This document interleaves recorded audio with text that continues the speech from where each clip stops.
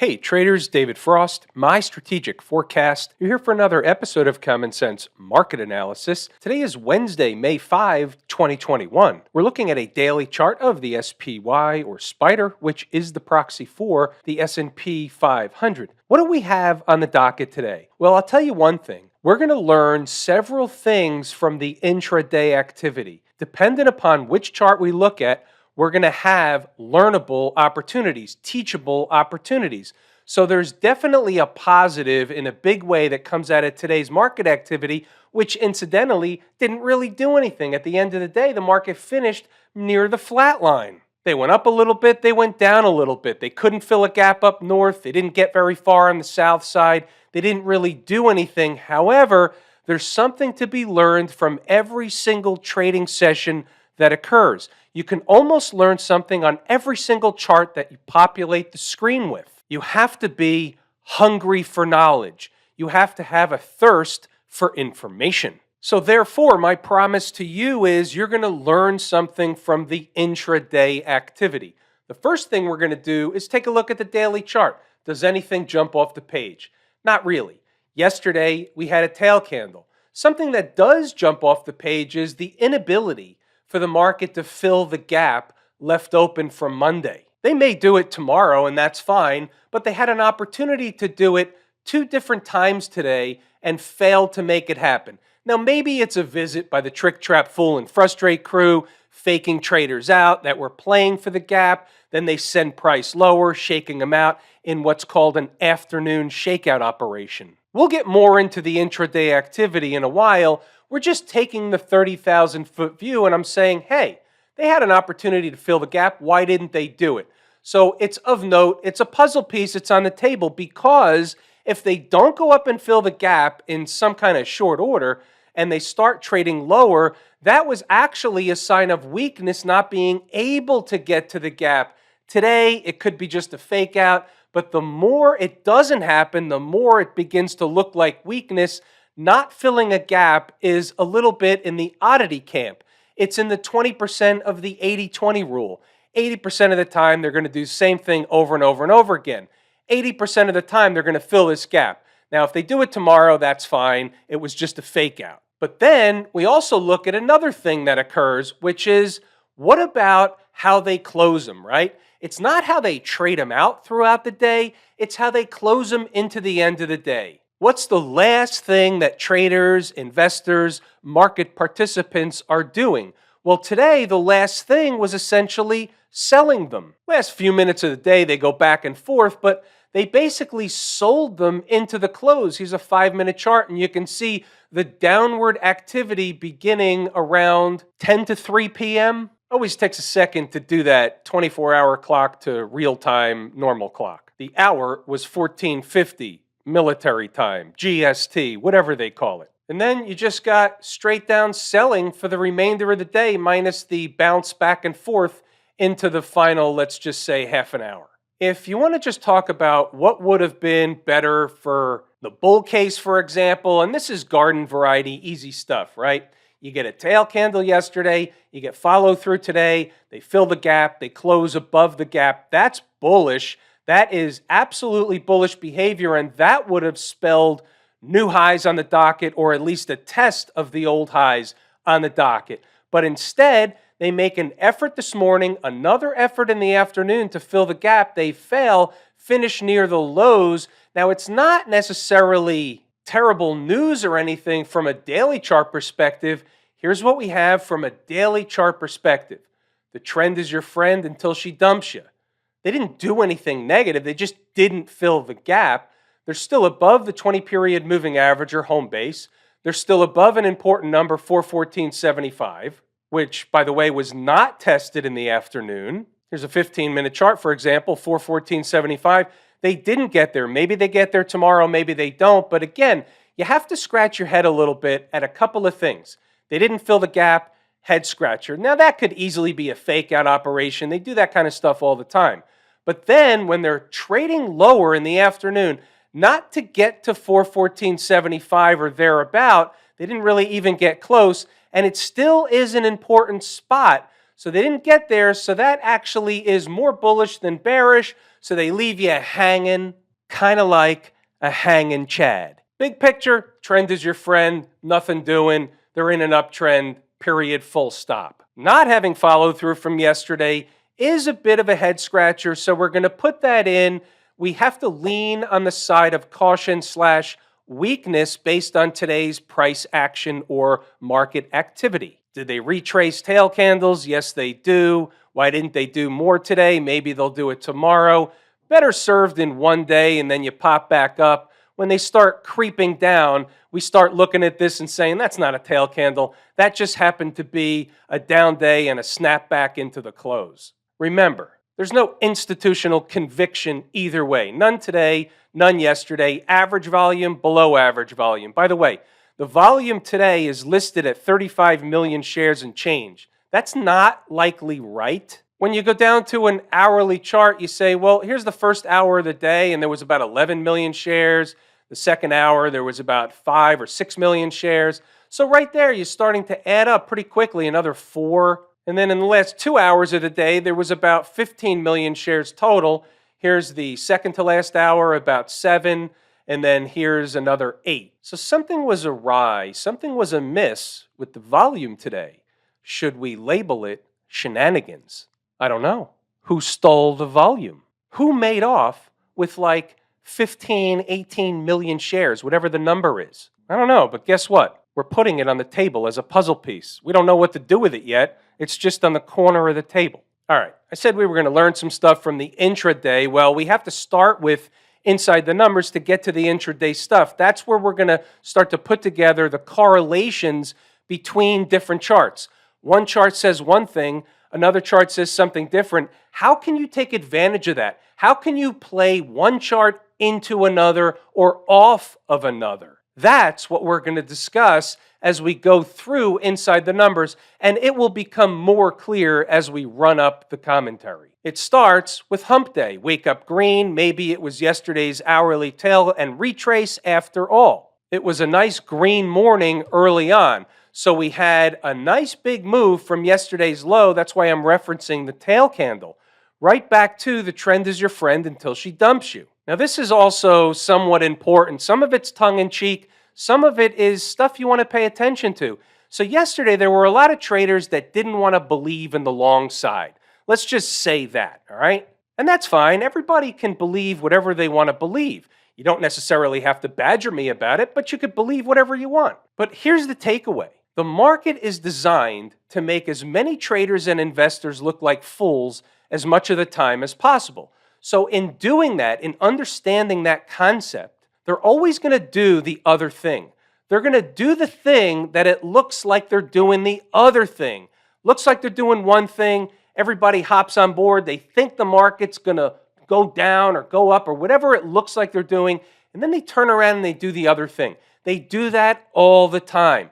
Think in terms of the other thing. Put other thing on a sticky note beside your computer. We're moving along. Let's check on the numbers. Open the day above 416.60 is bullish for starters. Doing so would open the door to fill the gap left open from Friday around 418.20. Now, we talked a little bit about this already, so we know they didn't fill the gap. Now, if they were doing that, then it's right back to eating time off the clock near the highs, and yesterday was just a down day, and that's fine, as long as we know what the game plan is. What does the other side look like? Back to and below 414.75 would be the first order of business for the bears. Now, they never got there, so they were really in a chop shop formation most of the day. That's really what it boiled down to. Let's move it along. Now, let's pay attention to the next couple of posts. 8:53. We'll let them go for a few before getting a handle on the storyline for the early part of the session. Awareness. We're likely to see an appearance by Trick and Company in the early going. Their job is to shake out the Johnny-come-latelys. What am I talking about? Okay, here's a 10-minute chart right at the vertical is today's activity. We got that. What we're saying is, in the pre-market, now this includes the pre-market dater. We're gapping higher. They're running sideways. They're trying to push higher. And what we're saying is that at the opening bell, you're going to have traders that run to hop on board. The job of Trick and Company, or the Trick, Trap, Fool, and Frustrate crew, is to pull the rug out from under those latecomers. They're the Johnny-come-latelys. Back to the normal hours, they buy the market right at the open. They pull the rug out. Who's they? The Trick, Trap, Fool, and Frustrate crew, of course. They send the market lower as the Johnny-come-latelys understand that they got the trade wrong. They were issued a pie in the face. They hand their shares over to the professional traders on the other side that are all too happy to pick up their shares and help wipe their tears away. 924, awareness and how I'm viewing the market early. If they were going to run away, they would have already been at and above the gap left open from Friday. So I'm already suspicious that they're not going to go above the gap early in the morning. More awareness. In the back of mind, maybe looking for a morning pivot high today, not looking for a market collapse, just normal behavior until they display something different. So now think about when this was posted before the open, then think about what happened around the opening bell, and then think about what happened throughout the trading day. So I think the majority of the day was actually summed up in this one post before the opening bell. How do you like them apples? We're moving right along. So now, after the opening bell, we're watching two things. Below is 415.64. That was a gap left open from yesterday. And above 418, it's really 418.20. That was the gap left open from Monday. So we don't know which way they're going to go. They were in the middle, aka no man's land. Fair enough. This is the tour guide stuff. If you're actively participating in the market during the trading day, then this is valuable information. You get to show up in uniform, ready to go, having a pregame warm-up under your belt. How you doing? By 9:35, honestly, this wasn't the morning pivot I had in mind. They just dropped them right out of the gate. Now the gap around 415.64 is in play. Should be support if reached shortly. Here's the giveaway. Back to a 5-minute chart. 415.64 is the horizontal line you can see running across the screen. They spiked it by some. They never got to the next number. They turned around, ripped them back in the other direction.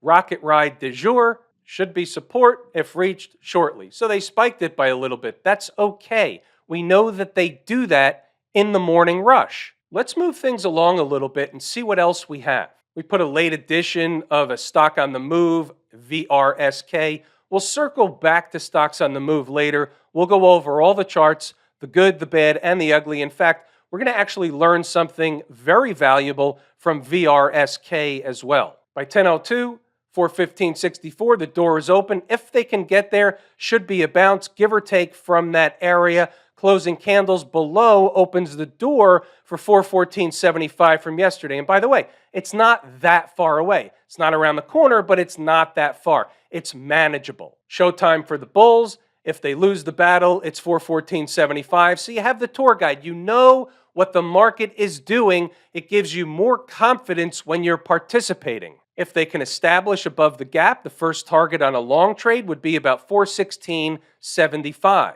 Let's just get a handle on that real quick. 415.64 is the lower line. 416.75 is all the way up here. You can see it was resistance when hit for a few moments, and then they went higher anyway. And you can see here, 10:15. We can all see what's going on. It's a good old-fashioned bull-bear battle around the gap. Bears win, they'll visit 414.75. Bulls win, they'll visit 416.75 at least. What happened?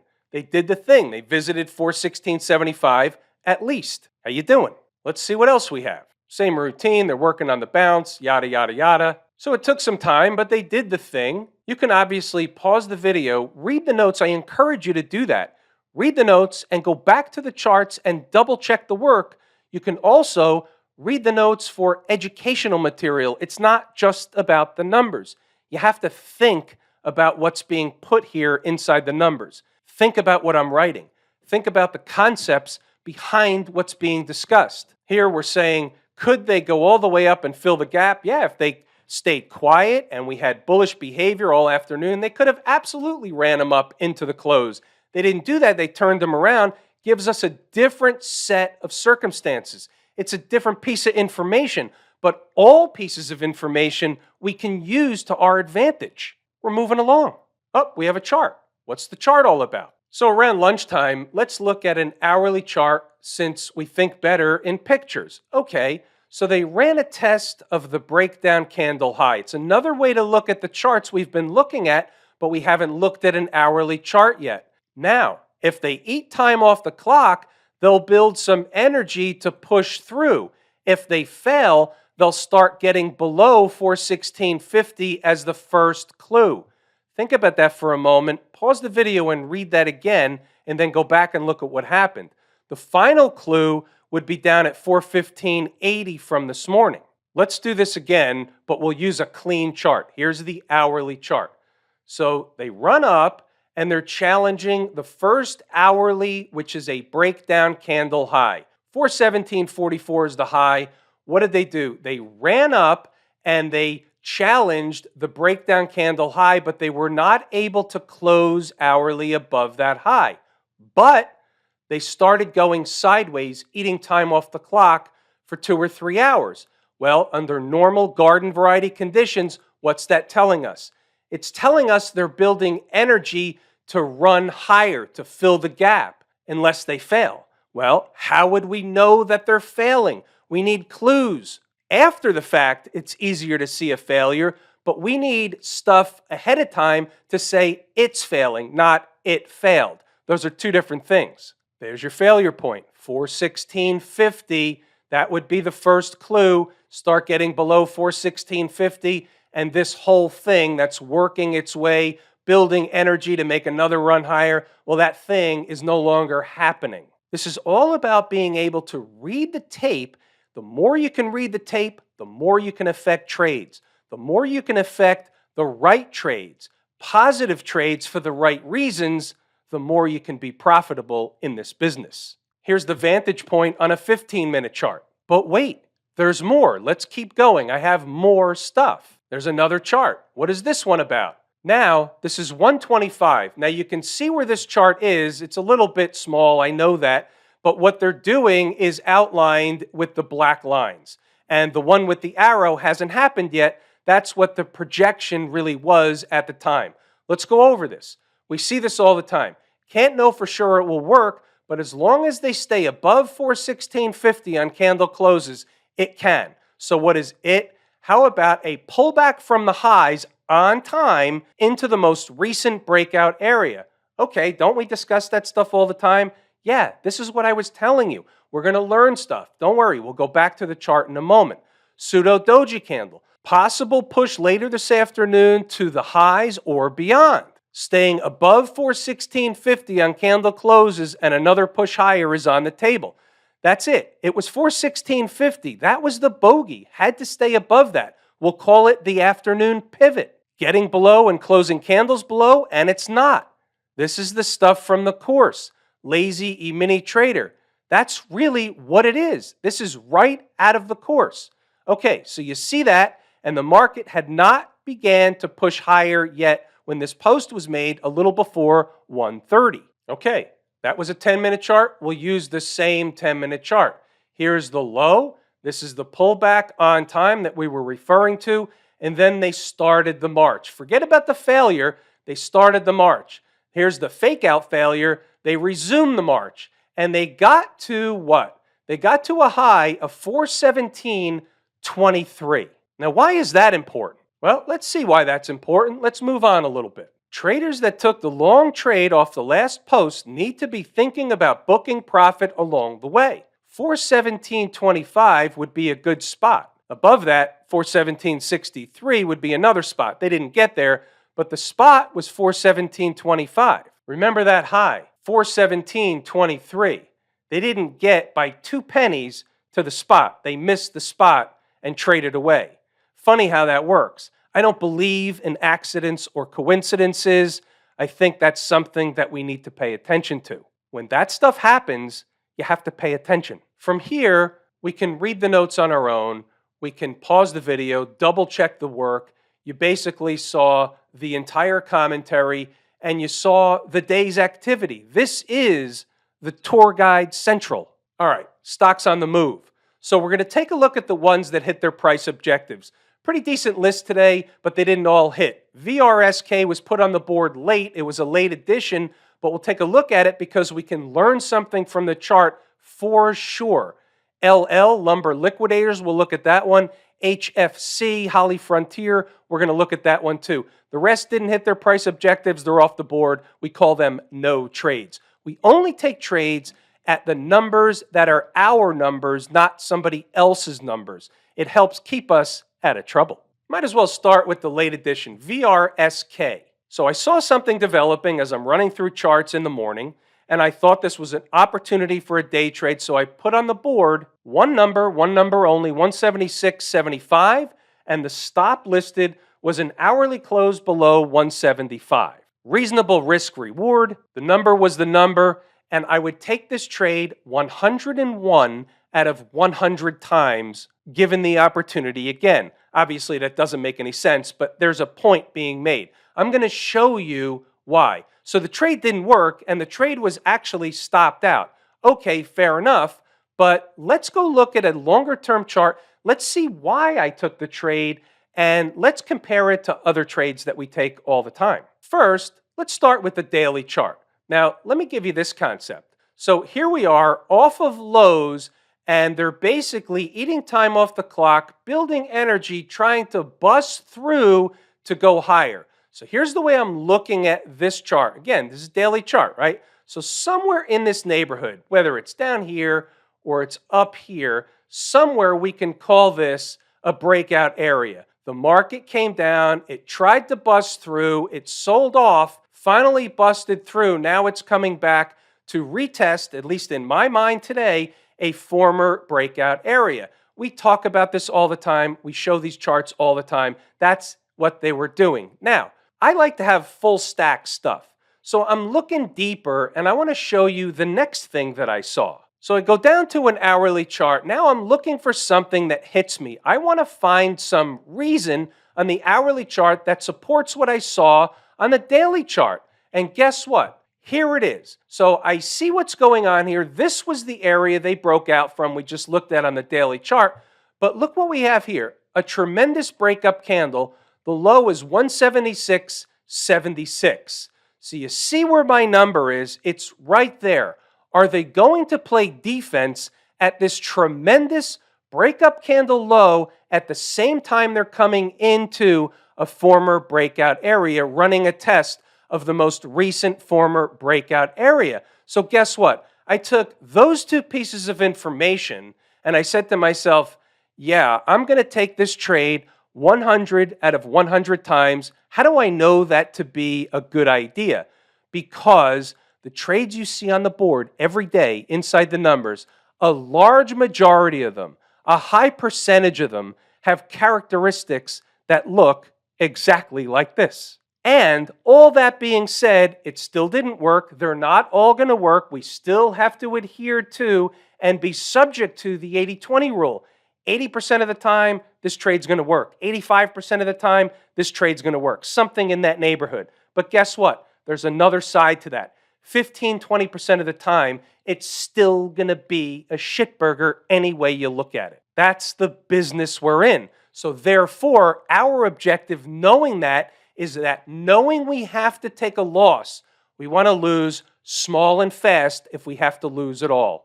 $1.75 on a $176 stock, $177 stock, it's not that big of a deal. How about Lumber Liquidators? Now this one never got to the second price objective.